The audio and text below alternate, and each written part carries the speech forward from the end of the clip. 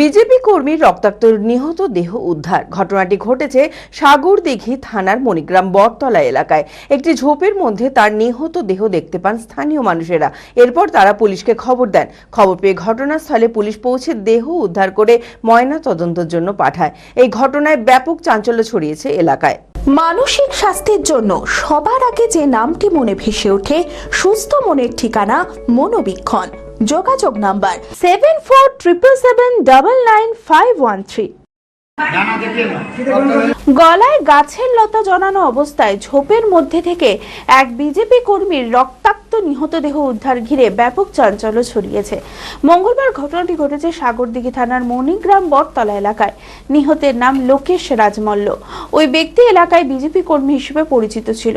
জানা যায় গতকাল রাত্রি থেকে তার কোনো খোঁজ পাওয়া যাচ্ছিল না। মঙ্গলবার সকালে গলায় গাছের লতা জড়ানো অবস্থায় এক ঝোপের মধ্যে তার নিহত দেহ দেখতে পান স্থানীয় মানুষেরা।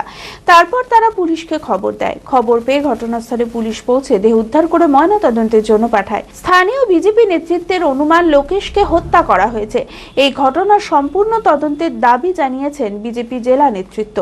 দেখুন, আজকে সকাল 8টার দিকে হঠাৎ খবর আসে মণিগ্রাম বটতলায় মোড়লের পুকুর পাহাড়ের সংলগ্ন আমাদের এক বিজেপি কর্মী এই মলিন রাজমল্লের ছেলে লোকেশ রাজমল্ল রক্তাক্ত অবস্থায় পড়ে আছে। তার কোনো জ্ঞান নেই, চেতনা নেই। সেখানে আমাদের জিএস নির্মল প্রামাণিক যায় এবং আমাকে সম্পূর্ণ তথ্য দেয়, বলে যে এটা হয়তো মার্ডার করা হয়েছে। কারণ যে পরিস্থিতিতে বডিটা পড়েছিল, গাছে লতা পাতা লাগানো আছে, রক্তাক্ত অবস্থায় পড়ে আছে, মুখ ফ্র্যাকচার হয়ে পড়ে আছে। সঙ্গে সঙ্গে প্রশাসনকে জানানো হয়, প্রশাসন যায়। আমাদের অনুমান এই আমাদের লোকেশ রাজমল্লকে হয়তো কোনো কারণে খুন করা হয়েছে। বডি দেখলেই বুঝতে পারেন গলায় প্যাঁচ দিয়ে রাখা আছে, যেহেতু ওখানে প্যাঁচিয়ে আছে, জিভটা বেরিয়ে আছে। আর যেহেতু ওখানে কোনো বড় গাছ নেই, আমাদের অনুমান যে ওটা মার্ডার করা হয়েছে। ওখানে রক্তাক্ত অবস্থাতেই আছে, এখনও রক্তাক্ত অবস্থায় রক্ত ঠিক পড়েই আছে। আমাদের অনুমান যে আমাদের এটা বিজেপি কর্মী, একে খুন করা হয়েছে। এটা তো আমাদের প্রশাসন তদন্ত করে বের করবে। ওদের পরিবার কাছ থেকে যেটুকু জানতে পারলাম, ছেলেটা খুবই ভদ্র এবং মৃদুভাষী। কারণ আমাদের মতে ওর কোনো শত্রু হয়তো থাকবে না। না, রাতে ওকে যেটুকু ওর পরিবার বললো যে ওকে বারবার ফোন করা হয়েছে, কিন্তু ফোনে পায়নি। তারপরে ওরা খোঁজাখুঁজিও করেছে অনেক, কিন্তু তাকে পায়নি।